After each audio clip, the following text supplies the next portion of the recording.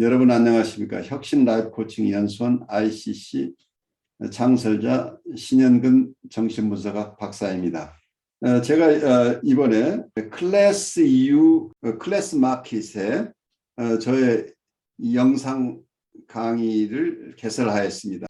이번에 처음 개설한 강의는 정신분석적 인간 이해 과목입니다. 제가 하는 강의 내용을 여러분께서 잘 아실 수 있도록 이 과목의 소개 영상과 첫 번째 강의 정신분석학의 정의와 두 가지 기본적 가설을 주제로 한 강의 영상을 여러분께 소개합니다. 이 두 개의 영상을 보시고 더 관심 있으신 분들은 직접 제 클래스 사이트로 들어가셔서 클래스에서 어떤 것이 진행되는지 검토하시고 여러분 주위에 있는 분에게도 제 강의가 있음을 알려주시면 고맙겠습니다. 여러분 감사합니다. 이 내담자의 공허감과 권태감은 자아 발달 문제로 우울을 경험할 수 없는 것과 긴밀하게 관련된다. 많은 저자가 지적하였듯이 상실된 좋은 대상 혹은 상실된 이상적 자기상에 대해 애도할 수 있는 능력은 우울을 견딜 수 있는 능력과 관련된다. 이 능력은 정서 발달의 중요한 선행 조건이며 특히 감정의 확장과 심화에 중요하다. 또한 병리적 나르시시즘 문제가 있는 내담자가 대상과 대상상을 비하함으로써 대인관계에서 공허감이 계속되고 공허감의 내적 경험이 강화된다. 이들은 자신들이 받는 것은 무엇이든 비하해서 스스로 시기를 경험하지 못하게 한다. 이것이 이 내담자의 비극이다. 이들은 아주 많은 것을 타인에게서 얻고자 하지만 동시에 그들이 받는 것을 인정하지 못한다. 왜냐하면 시기심을 유발하기 때문이다. 따라서 언제나 공허하게 된다. 한 내담자가 자기 생각에 매우 아름답고 재능있고 따뜻한, 즉 완전히 만족스러운 여자와 사랑에 빠졌다. 그는 그녀가 그렇게 완벽하다는 이유로 얼마나 그녀를 증오하는지 아주 잠깐 동안만 자각하곤 했다. 그것도 그녀가 그한테 반응하고 결혼하기로 결정하기 전에만 그러했다. 결혼 후에 그는 그녀한테 실증을 냈고 완전히 무관심하게 되었다. 분석을 받으면서 그는 자신이 얼마나 유사한 방식으로 분석가를 대했는지 알게 되었다. 그는 시기심과 증오가 나오는 것을 막기 위해 분석가에게서 받는 것은 무엇이든 비하했다. 그 이후 이 내담자는 아내가 자신이 갖지 못한 모든 것을 가졌다고 느꼈고 그런 아내를 점차 심하게 불신하고 증오하게 되었다. 그리고 그는 아내가 그를 버리고 떠날까 봐 두려워했다. 동시에 그는 처음으로 아내가 표현하는 사랑과 부드러움을 느끼고 감동받을 수 있었다. 아내와 분석가를 공격적으로 무력화시킨다는 것을 자각하게 되고 타인을 자각하지 못하게 하는 방어를 하지 않고도 증오심을 견디는 능력이 커졌다. 따라서 아내와 분석가는 독립적 존재의 생생한 사람으로 살아나게 되고 결국에는 아내와 분석가에 대해 증오뿐 아니라 사랑도 경험할 수 있게 되었다. 여기 이 사례 한번 어떻게 느끼는지 우리 얘기 좀 나눠보죠. 이 아내하고 관계에서 느끼는 것 그리고 분석가와의 관계에 느끼는 얘기 나왔죠. 여기 그 책에 보니까 결혼한 후에는 그 아내한테 실증을 냈고 완전히 무관심하게 되었다라는 말이 예. 이게 참 맞는데 요즘 보니까 너무 게스라이팅이라는 말도 많이 나오고 그랬을 때 비슷한 것 같은데 일단은 자기의 어떤 확실한 소유물이 된 이후부터는 거기에 대해서는 그게 아내일지라도 자녀일지라도 거기에 대해서는 무관심이라든지 어떤 에 대해서는 무관심으로 일관하거나 자기 것화 되었을 때는 완전 거기에 대해서는 이제 어떤 아내라든지 가족이라도 버리는 관계로 아니면 더 이상의 어떤 관심을 두지 않는 것으로 어떤 이러한 것들이 나타나는 것 같습니다. 자기 아내가 됐지만 아내가 자기보다 더 좋은 것을 가지고 있다는 걸 못 견디잖아요. 네. envy라고 하는 감정은 무서운 감정이죠. 그래 시기심과 증오가 안 일어나려면 어떻게 돼야 돼요? 그걸 평가절하 해야 되잖아. 네가 가진 게 뭐 있어? 부부싸움에서 가끔 나오는 얘기 아니에요? 상대방이 잘난 부분이 있는데 그 잘난 부분을 소화를 못하면은 평가절하를 해서 자기의 그랜디오스 셀프가 망가지지 않도록 지금 방어를 하고 있잖아요. 그러니까 가장 가까운 사람마저도 이렇게 방어를 한다는 얘기예요. 그 제가 느끼는 거는 이 사람의 사랑의 방식이 아무리 아내나 자녀일지라도 예를 들면 가족 관계 안에서도 철저하게 자기에게 어떤 복종의 관계로 들어서야 쓰면서 어떤 군림하는 말씀 좀 전에도 이야기했지만 군림하는 군주의 입장에서 베푸는 사랑, 이게 하사하는 하사품. 그렇죠. 그러니까 이 아내와 남편의 관계의 어떤 애정의 관계가 아닌 어떤 왕으로서 군림하는 군주로서 뭔가 하사하고 뭐 내리는 그러한 사랑, 복종, 이런 관계로 애정의 관계, 사랑의 관계, 남편과 아내의 관계도 그렇게 맺어가는 것 같거든요. 그런 묘한 관계죠. 그러니까 여기에서는 어떤 MB를 견디지 못한다는 부분이 있잖아요. 시기심이, 질투심이 심하다고 한다면 자기가 그 정서를 견디지 않으려면 어때요? 질투심이 나지 않아야 되잖아요. 우리가 누구든지 셈이 나면 못 견디잖아요. 네. 셈이 나지 않게 하는 방법은 상대방이 아무리 좋은 것을 가지고 있어도 좋은 것이 없다고 만들어내야 되잖아요. 그래서 귀한 것을 귀하지 않은 것으로 만들어서 쓸데없는 밸류가 없는 존재로, 그래서 그림자를 만들어내버리는 거죠. 가지고 있는 걸 다 뺏어버리는 수밖에 없잖아요. 그래서 MB는 아이들이 원초적으로 어머니가 가지고 있는, 어머니 안에 있는, 몸 안에 있는 것을 다 뺏어버리고 싶은 욕구가 MB라고 그래요. 이게 어머니가 나빠서가 아니라 어머니가 너무 좋은 것을 많이 가지고 있어요. 애가 볼 때는 엄마한테 다 있어. 엄마 안에는 모든 게 다 있어서 심지어는 아버지의 피너스까지 다 자기 엄마한테 있다고 느끼는 거예요. 엄마의 모든 것을 다 가지고 있는 그 엄마가 가지고 있는 셈이 나서 아이는 환상 속에서 어머니의 몸에 있는 것을 다 뺏어버린다고 그래요. 그래서 엄마를 그림자로 만들어서 버려버리는 거죠. 이런 판타지가 있다고 멜라니 클라인 얘기를 해요. 근데 이 현상이 어른이 돼서도 계속 남아있다는 문제는. 근데 아이는 힘이 없으니까 판타지 속에서만 그게 일어나는데 어른은 힘이 있으니까 실제로 뺏어버리고 실제로 그림자를 만들고 빈 껍데기를 만들어서 불쏘시개로 만들어버리고 상대방을 해친다는 얘기가 돼요. 그래서 판타지라고 하는 거, 우리가 꿈에서는 무의식이 나와도 괜찮은 이유가 실제 우리의 몸을 움직일 수 없는 상황이니까, 행동화가 일어나지 않으니까 그 무의식과 전의식, 의식 사이에 그 심리 내적인 작용만 일어나니까 그게 안전한데, 문제는 이게 판타지가 실제 삶 속에서 그냥 행동화되는 상황이 일어난다는 얘기예요.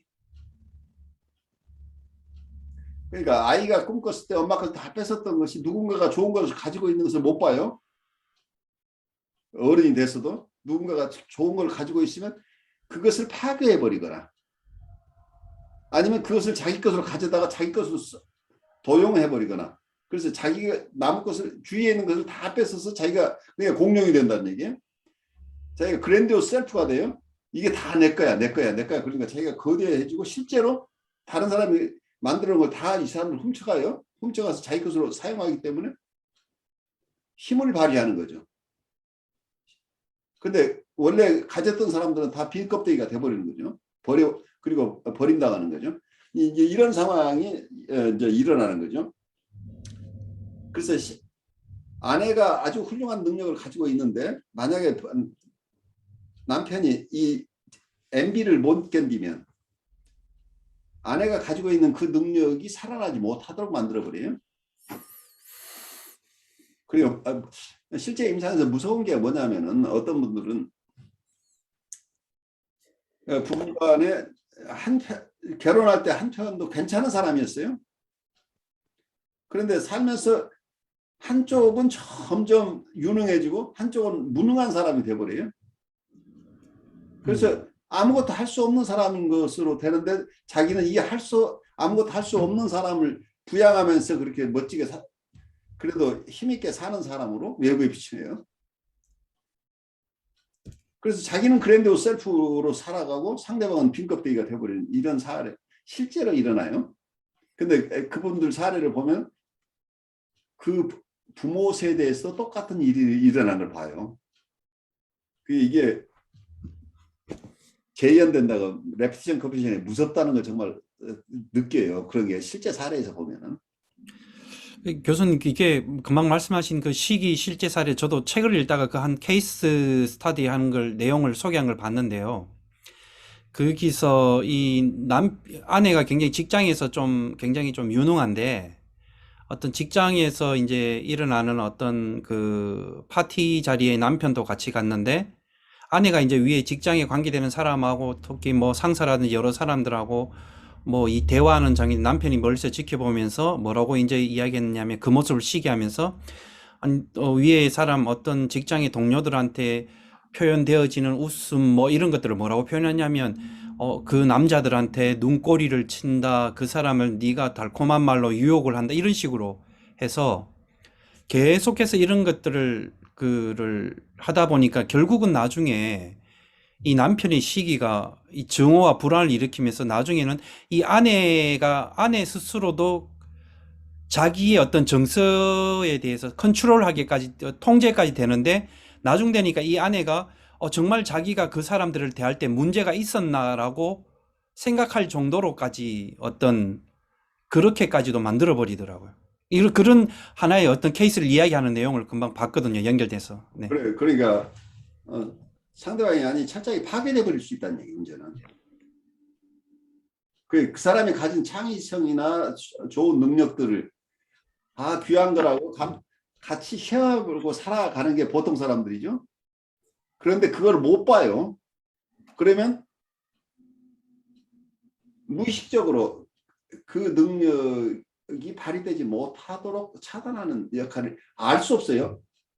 뭔지 이런 사람들 옆에 있으면 한 사람은 죽어버려요. 그러니까 죽는다는 얘기가 기능이 자기가 원래 가졌던 포텐셜들이 다 죽어버린다는 얘기. 그러면 굉장히 의존적으로 돼버리죠. 그 의존적인 대상을 거느리고 사는 사람이 생겨나 버려요.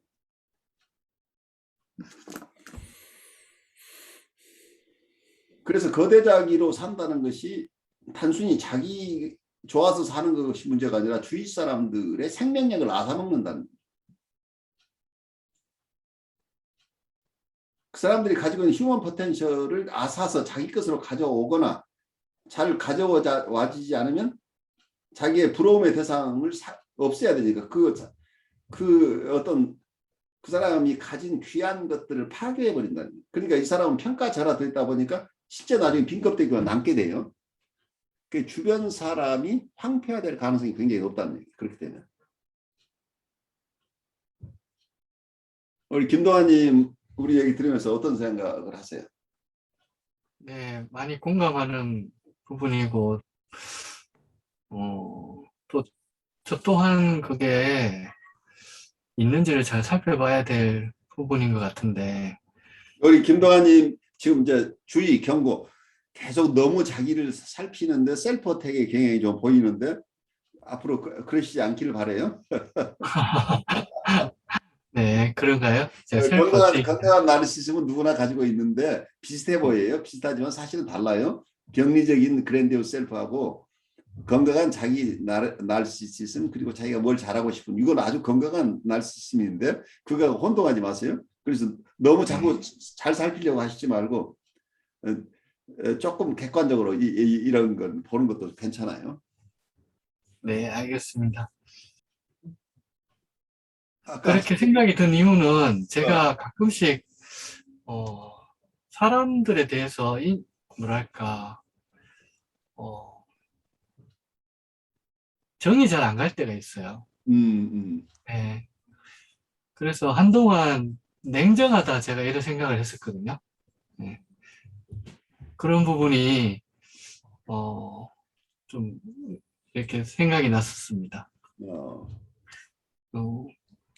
그래서 조금씩 이제 좀 관심을 가지려고 노력을 하고 있는데요.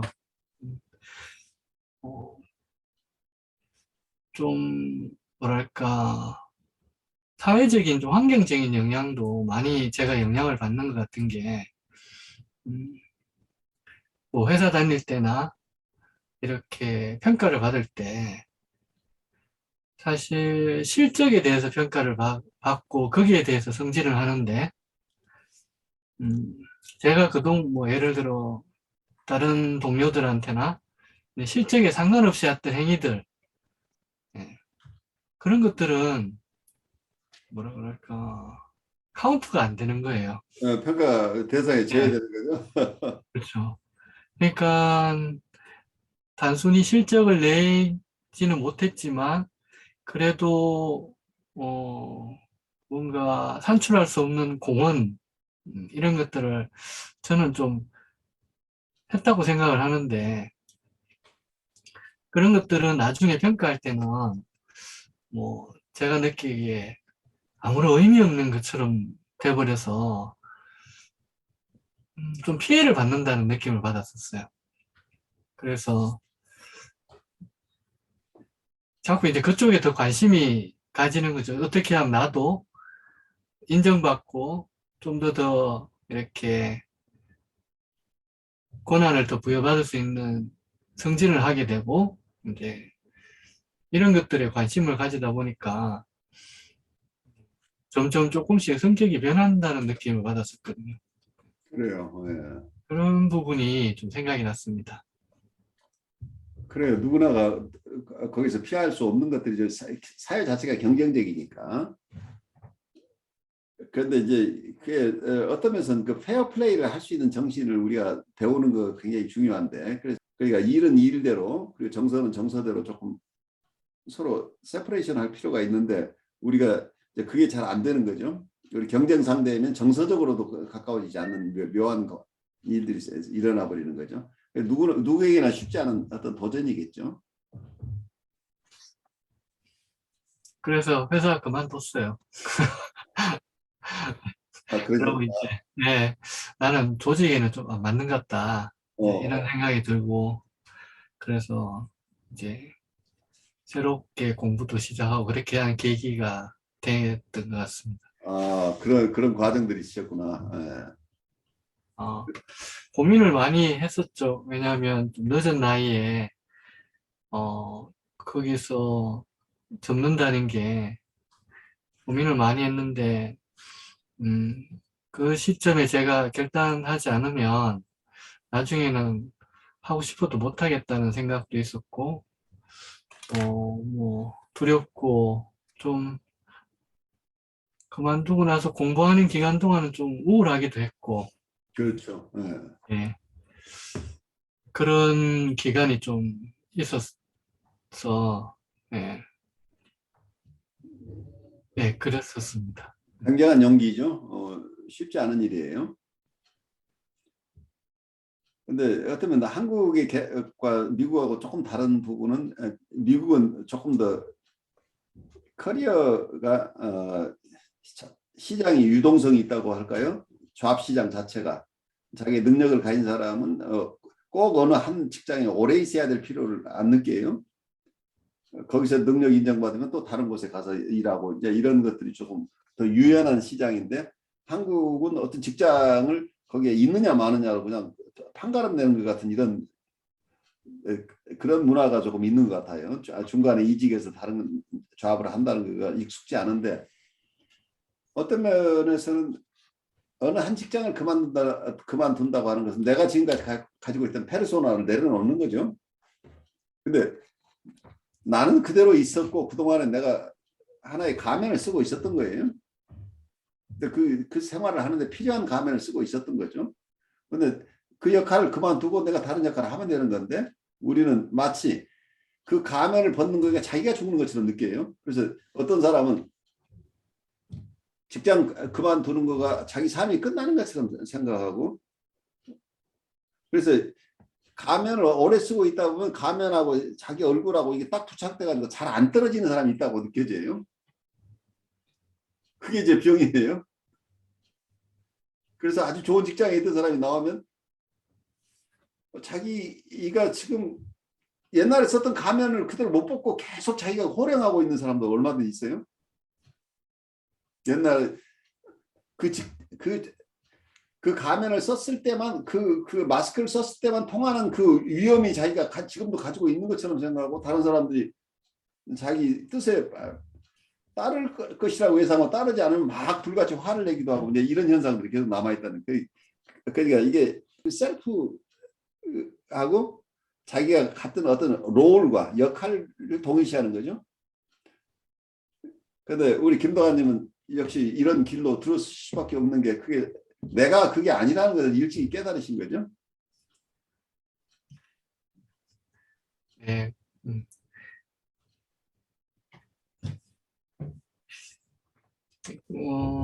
잘했다는 생각은 지금은 예, 확실하게 들어서 그래도 조직 생활을 좀 해본 경험이 힘들었지만 도움은 좀 많이 되는 것 같아요. 처음부터 아예 그런 거 없이 혼자 뭔가 하는 생활을 했었으면 좀 경험이 많이 부족했을 텐데 그렇지만 이제 잘 안 맞다라는 걸 좀 그때 깨달았죠. 그러니까 어떤 면에서는 우리가 전직을 한다고 할 때도 자기가 하던 일을 다 버리고 다른 직종에 간다고 해서 사람이 다 달라지는 게 아니에요. 거기 가면은 그 전에 자기가 습득했던 것을 그대로 가지고 가는 거예요. 사실은 연결되는 건데 사람들은 그렇게 생각 못 해요. 그러니까 A라는 회사를 내 생산 공장에 있었는데 갑자기 사무직으로 이전한다고 할 때 생산 공장에서 사람들하고 대인 관계를 했던 그 경험들이 결국 여기 옮겨가는 거예요. 그래서 이게 우리의 삶이 어떤 단절이 있는 것처럼 느껴지는 단절이 있지 않아요. 절대. 제 경험으로는 계속해서 컨티뉴어티가 있다는 거예요. 이전의 삶과 그 이후의 삶이 어느 직장에 있을 때의 삶과 그 직장을 그만두고 다른 직장으로 갔을 때의 삶이나 다른 영역으로 갔을 때의 삶 자체가 겉으로 보면 새로 시작하는 것 같은데 새로 시작하는 게 아니고 이미 파운데이션, 지금까지 가지고 있는 파운데이션 위에 집을 세운다고 이해를 하셔야 돼요. 그러니까 다른 사람은 15년을 했는데 자기는 지금 시작했어요. 그렇지만 내가 한 1년 하면 다른 사람은 15년, 16년 했지만 나도 한 10년쯤 하는 사람으로 빨리 성장할 수 있는 것은 내가 다른 영역에서 가지고 있었던 자산이 있기 때문인 거죠. 그래서 어디에 새로 시작한다고 해서 다 같은 게 아니라 다 출발 지점이 다른 거죠.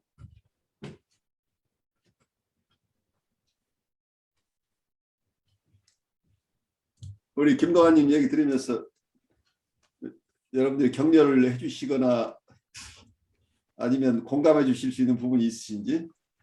저는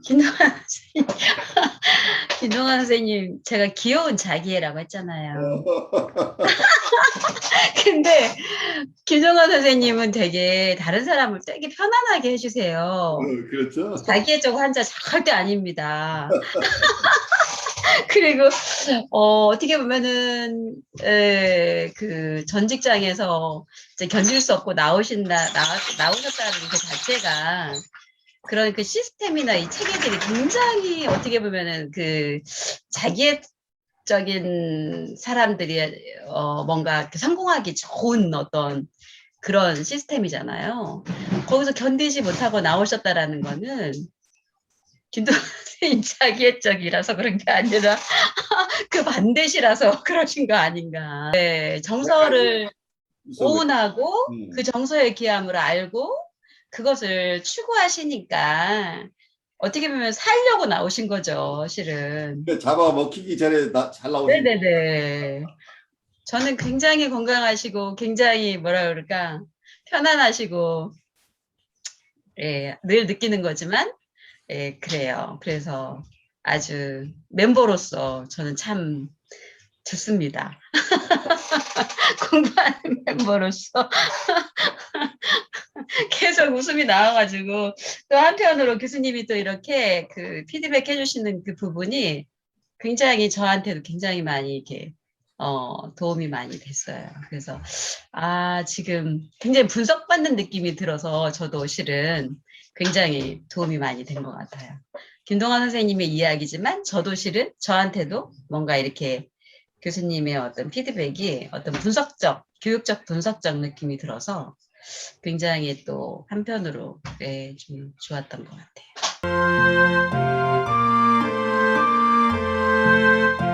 여러분 안녕하십니까? 저는 신현근 정신분석학 박사입니다. 저는 뉴욕에 있는 혁신 라이프 코칭 연수원의 창설자이며 운영자입니다. 그리고 한국에 있는 한국임상정신분석연구소 공동소장으로서 정신분석가들 양성에 주력하고 있습니다. 여러분과 함께 공부할 과목은 정신분석적 인간 이해입니다. 이 과목에서는 정신분석학의 정의와 두 가지 기본 가설, 즉 무의식에 대한 인식과 그리고 심리적 결정론에 대해서 여러분과 함께 나누고, 인간을 이해함에 있어서 가장 중요한 우리의 욕동 혹은 본능에 대한 이론, 그리고 우리의 마음의 구조에 대한 이야기들을 하게 될 것입니다. 이를 기반으로 원본능과 자아를 어떻게 구별할 것인가, 그리고 자아는 어떻게 발달하는 것인가, 그리고 자아와 원본능 간의 갈등이나 대립이 있을 수 있는데 이 자아가 스스로를 방어하는 여러 가지 기능이 있는데 이 자아가 가지는 방어 기제들은 어떤 것인가 하는 얘기를 나누면서 자아의 발달에서 가장 중요한 대상관계를 어떻게 이해할 것인가, 그리고 대상관계가 발달함에 따라서 초자아가 발달하게 되는데 초자아의 발달 과정과 그 기능에 대해서 여러분과 함께 나누고, 그리고 정신분석이 무의식의 세계를 기반으로 하기 때문에 실수와 재치 그리고 꿈에 대해서 함께 공부하겠습니다. 그리고 정신분석학이 심리학 전체를 다루는 일반 심리학이긴 하지만 연원적으로 정신병리 측면에서 발달되어 왔습니다. 그래서 정신병리론에 대해서 우리가 공부하고, 정신적 갈등이 정신병리에 영향을 미치긴 하지만 또한 정상적인 발달 과정에서도 정신적 갈등은 큰 영향을 미치기 때문에 이 정상적인 정신 기능과 정신적 갈등에 대해서 알아보고, 그리고 우리가 태어날 때 이고나 혹은 셀프라고 하는 자아나 자기를 가지고 태어났는지에 대한 논쟁에 대해서 여러분과 알아보도록 하겠습니다. 그리고 저는 정신분석에는 다양한 학파들이 있는데 이 다양한 학파들을 각각 독립된 것으로 보지 않고 다양한 정신분석들을 정신분석이라는 큰 틀 안에서 통합해야 내야 될 필요가 있다고 봅니다. 그래서 통합적인 정신분석이 왜 필요한가 하는 얘기를 우리가 나누게 되겠고, 그리고 정신분석 자체가 영성과는 어떤 관계에 있는지, 우리 인간 발달을 중심으로 인간을 이해한다고 할 때 정신분석과 영성과는 불가분의 관계에 있다고 봅니다. 이런 다양한 측면들을 여러분과 함께 공부할 수 있기 바랍니다. 여러분 감사합니다.